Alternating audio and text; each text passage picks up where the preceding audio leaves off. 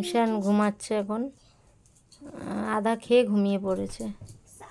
আর তুমি কি করছো মা এগুলো? প্যানগুলো ভাঁজ করে রাখছি। এটা দিদির প্যান্ট না? এটা এটা শোন, এটা বাবুর দিদির প্যান্ট, মানে আরাধ্যার প্যান্ট এইগুলো, আরাধ্যার প্যান্ট এগুলো। মানে প্রথমে এগুলোই ওকে পরাচ্ছিলাম, কারণ কি তখনও কেনা হয়নি, কারণ যেতে পারছিলাম না। তো যতক্ষণ না আনা হয় পাগুলো তো ঠান্ডা লাগে, তো এইগুলোই পরছিল। তারপরে অনেকগুলো প্যান্ট আসলো একবারে, 20 থেকে 25টা প্যান্ট একবারে চলে এসেছে না মা? 20-25টা প্যান্ট হবে না? 20-25টা প্যান্ট চলে এসছে। প্রত্যেক দিন প্রায় 10টা তো কাচা হয়, 10-12টা না মা? 10-12টা প্যান্ট কাচা হয়। এখন কেচে কেচে মা কত সুন্দর করে ভাঁজ করে রাখে। সারা ছাদ ভরে যায়। হ্যাঁ, আর রোদটাও শীতকালে খুব ভালো থাকে না, শুকিয়ে আরাম কাপড় না। গরমকালে কিন্তু দিতে গেলে না মাথা খারাপ হয়ে যাবে, একবার মেলে দিলে শুকিয়ে যায়। গরমকালে আস্তে আস্তে তোমার নাতি বড় হয়ে যাবে, তখন আর অত প্যান্ট ভেজাবেও না। অত লাগবে না। এই যে ঈশানের জামা, ছাতে যাবার দরকার হবে না, এই গ্রিলে এখানে দড়িতে মেলে দিলেই চলবে। এখানে দড়িতে দিয়ে দিলেই।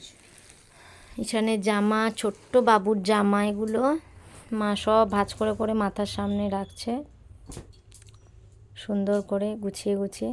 মা যখন থাকে না আমার খুব ভালো লাগে, কারণ মা জিনিসটাই আলাদা। যতই যাই হোক মা তো মাই। অনেকে শাশুড়িরাও আছে পুরো মায়ের মতো, দেখি অনেককেই কি সুন্দর করে দেয়, নিজের মায়ের মতো করে। আমার তো মাই করছে, সুন্দর করে গুছিয়ে গাছিয়ে দেয় আমাকে। আর মা যখন থাকে না না আমার খুব অসুবিধা হয়ে যায়, কারণ ঈশানকে সামলানো, তারপরে বড় মেয়েটা আছে, মেয়েটাকে সামলানো, ওর স্কুল টুল সব কিছু, ওকে দেখা টুকটাক সেইগুলো তো করতেই হয়। তারপর নিজেরও বাথরুম স্নান খাওয়া পা থাকে, তাই না মা বলো? সেইগুলোর জন্য আমি তো কাউকে পাই না, মা থাকলে খুব সুবিধা। মানে বাথরুমে যাওয়াটা খুবই অসুবিধা হয়, আমি বাথরুম যেতে পারি না। আর ঈশান এত চেল্লায়, তাই না বলো? এত চিৎকার করে, সোনাই তো সামলাতেই পারে না ওকে। ও তো ছোট। বা বলছে হ্যাঁ আমি তো যেতাম ওকে দেখতে, কিন্তু আমার শরীরটা এত খারাপ লাগছে আমার, আর যেতে পারলাম না। আজকে একটু তাড়াতাড়ি বাড়ি চলে এসেছি, শরীরটা ভালো না বলে।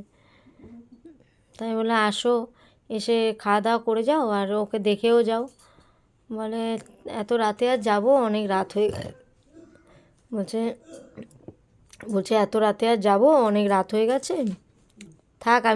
আমি আজকে যেতাম, কিন্তু কালকেই আবার তোদের বাড়ি যেতে হবে, সেই জন্য আমি ভাবলাম থাক কালকেই যাবো একবারে। আমি বললাম লাইটটার কথা, আমি বললাম বাবা লাইটটা তো ঠিক করা হলো না। তো বলছে যে আমাকে একটু আগে ফোন করতে পারতিস, আমি তো একদম ভুলে গেছি। আর ঈশান কয়দিন ধরে পটি করছে না, সেই নিয়ে মায়ের খুব চিন্তা।